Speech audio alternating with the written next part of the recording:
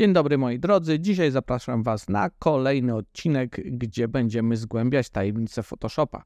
I od razu powiem, że nie będziemy tego robić na zdjęciach.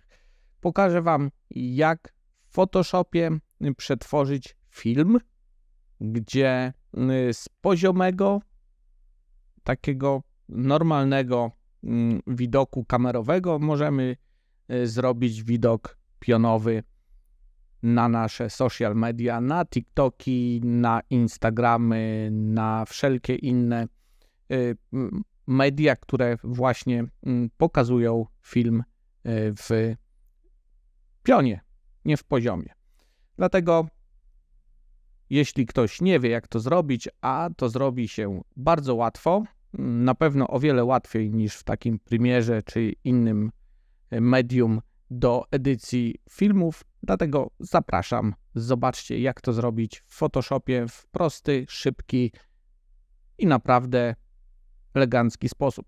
Wszelkie niedociągnięcia i wady z tym związane omówimy na końcu filmu, dlatego obejrzyjcie do końca i później jeszcze powiem kilka słów od siebie, jeżeli chodzi właśnie o edycję filmu w Photoshopie. Zapraszam zatem na film. Nasz film już mamy na tapecie Photoshopa. Teraz, aby odróżnić, czy edytujemy zdjęcie, czy edytujemy film, oczywiście tutaj uważam, że te osoby, które wrzucają tutaj film, to wiedzą, że wrzucili film, a nie zdjęcie, ale jeżeli spojrzymy na warstwy, to mamy wideo grupę, w której jest właśnie ten film. Możemy to do jednej grupy właśnie wszystko wrzucić i będziemy mieli tutaj właśnie w tej grupie jeden film.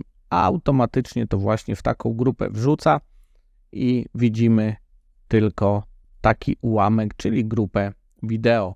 Oczywiście, aby dalej edytować film, to musimy mieć oś czasu, czyli przechodzimy do okna i wybieramy oś czasu, czyli timeline. Na dole pojawia nam się nasza oś czasu. Możemy ją, jak widzicie, złapać, przesunąć do góry, aby była lepiej widoczna. Do dołu to już zależy od nas, od rozdzielczości ekranu i od wszelkich innych rzeczy, które po prostu my sami sobie dostosowujemy.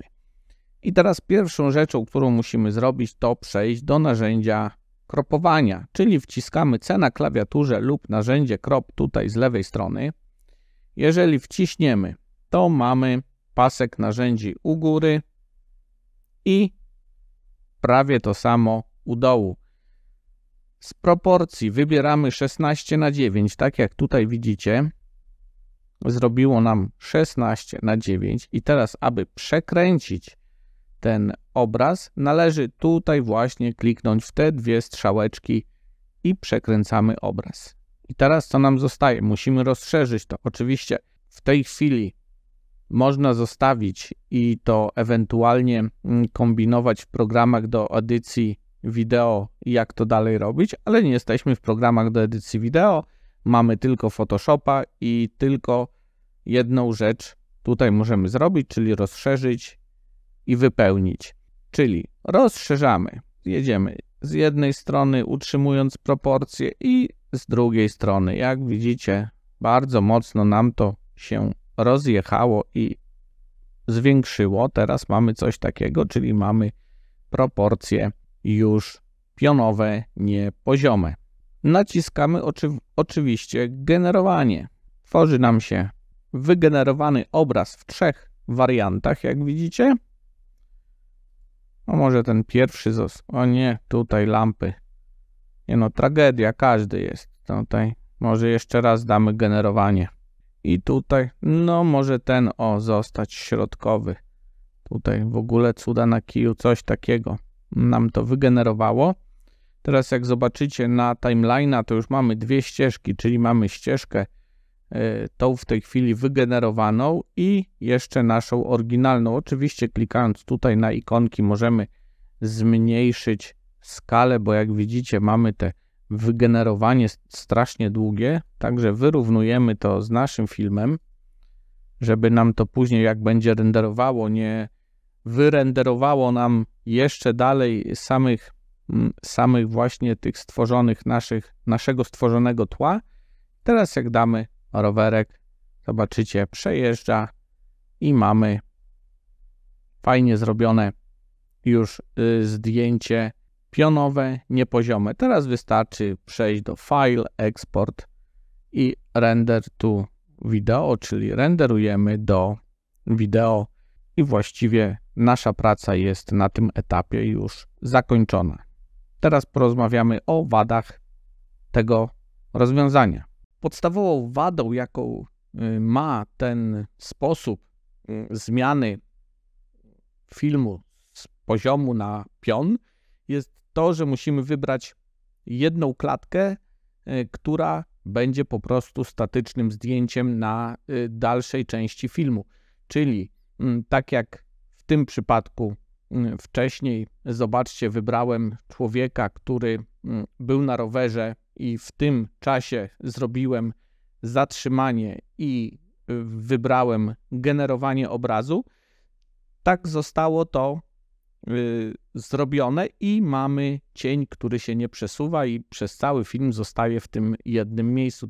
Dlatego należy szczególną uwagę właśnie zwracać na to, z której klatki bierzemy, można powiedzieć, tą część, która jest później generowana, pomocna przy generowaniu dalszego obrazu.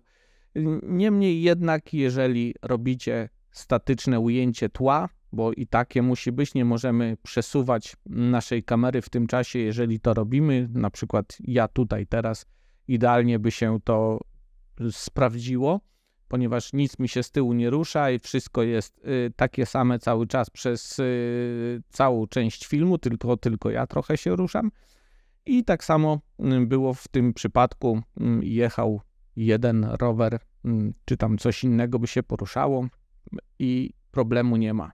Jeżeli ktoś by szedł już na przykład w naszą stronę i zmierzał w stronę kamery, przy czym przechodził w bok, już by był problem, bo oczywiście by wchodził i już te nasze wypełnienie generatywne by nie brało pod uwagę tego, że ten człowiek idzie sobie dalej, prawda? Bo mrozimy jedną klatkę, która jest zatrzymywana i która jest później kopiowana na całą resztę filmu. Dlatego jest to do zastosowania przy krótkich właśnie takich produkcjach, na TikToki, jak powiedziałem wcześniej, na Instagramy i tego typu media. Nie nada się zbytnio, jeżeli chodzi o dłuższe produkcje, bo tam każde ruszenie kamery zmienia położenie jej i zmienia także całkowicie to wygląd tła, który byśmy musieli cały czas później sobie dogenerowywać, że tak powiem. Mam nadzieję, że film się podobał i będzie dla Was pomocny, jeżeli chodzi właśnie o te zmiany wszystkie, jeżeli będziecie chcieli zmieniać wielkość Waszego filmu, właściwie wielkość, zmianę położenia. Zachęcam do obejrzenia moich innych filmów i czekam na Was w następny poniedziałek. Pozdrawiam, cześć.